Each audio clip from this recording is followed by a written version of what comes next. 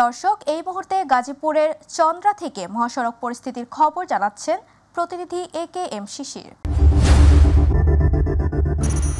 জি, আপনি জানেন যে এই ঢাকা-টাঙ্গাইল মহাসড়ক ঈদের অন্যতম একটি ব্যস্ততম সড়ক। আর এই সড়ক দিয়েই উত্তরবঙ্গের 25টি জেলার মানুষ এখান দিয়ে যাতায়াত করে থাকে। আমি যদি আপনাকে এই মুহূর্তে একটু দেখাতে চাই ঢাকা-টাঙ্গাইল মহাসড়কের পরিস্থিতি। ঢাকা-টাঙ্গাইল মহাসড়কের যে বর্তমান অবস্থা সেটি হচ্ছে থেমে থেমে জটলা এবং যানবাহনের দীর্ঘ সারি। শীতে কিন্তু যানবাহনের 4 থেকে 5 কিলো এই বর্তমানে কিন্তু জটলা রয়েছে এবং থেমে থেমে কিন্তু যানবাহন চলছে এবং এখানকার যে বর্তমান প্রেক্ষাপট সেই প্রেক্ষাপটে কিন্তু যানবাহনের চাইতে কিন্তু মানুষের পরিমাণ অনেক বেশি।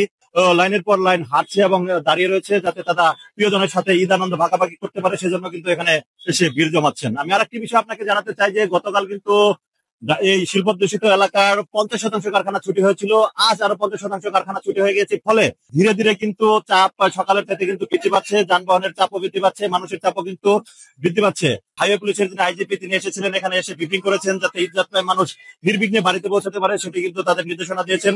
পুলিশের পাশাপাশি সেনা সদস্য এবং যৌথ বাহিনী যারা রয়েছেন তারাও কিন্তু ঈদ যাত্রা নির্বিঘ্ন করতে এই ঢাকা-টাঙ্গাইল মহাসড়কে কাজ করছেন। আর মাত্র একদিন পরে কিন্তু কুরবানির ঈদ পালিত হবে। সেই ঈদকে কেন্দ্র করে ইতিমধ্যেই প্রিয়জন পরিবারের সাথে আনন্দ ভাগাভাগি করার জন্য ঢাকা ছাড়ছেন কর্মমুখী মানুষ। এই ছিল আমার কাছ থেকে ঢাকা-টাঙ্গাইল মহাসড়কের চন্দ্রা থেকে সর্বশেষ পরিস্থিতি।